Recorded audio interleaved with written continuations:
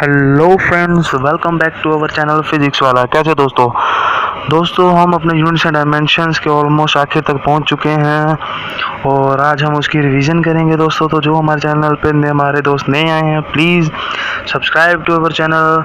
और हमारी ये वीडियो देखने से पहले आप प्लीज़ हमारी पिछली वीडियोस देख लीजिए। पूरी सीरीज़ है यूनिट्स एंड डायमेंशंस की, सो दैट को आपको हमारी इन वीडियोज़ की समझ आ सके। तो दोस्तों वीडियो शुरू करने से एक बात बता दूं कि दोस्तों अधूरी जानकारी हमेशा ख़तरनाक होती है, तो प्लीज़ वीडियो को स्किप मत कीजिएगा, वीडियो को लास्ट तक देखिएगा।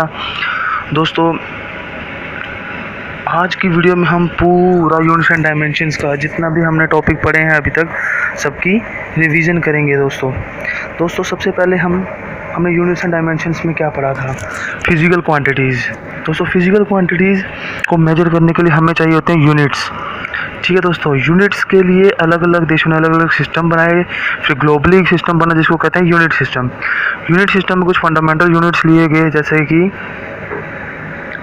मीटर, लेंथ, टाइम, टेम्परेचर, मोल, एम्पियर, कैंडेला। दोस्तों ये कुछ फंडामेंटल यूनिट्स लिए गए। फिर क्वांटिटीज़ तो बहुत सारी थी जिनको हम डेराइव्ड क्वांटिटीज़ कहते हैं।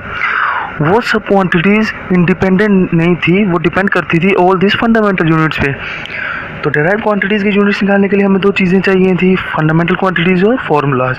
और ये infinity number of derived units quantities थी। तो इनको डेराइव करते करते हमने पढ़ा डायमेंशंस। तो डायमेंशंस क्या होते हैं दोस्तों?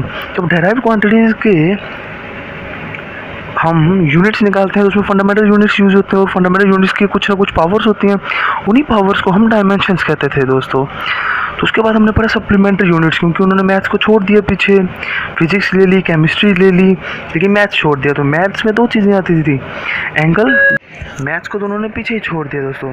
तो मैथ्स में दो चीज़ें आती थी, एंगल, पहला उसका उन्होंने यूनिट दिया रेडियन, और दूसरा था स्टीरेडियन, जिसको हम सॉलिड एंगल भी कहते हैं। सॉलिड एंगल कौन सा होता है दोस्तों?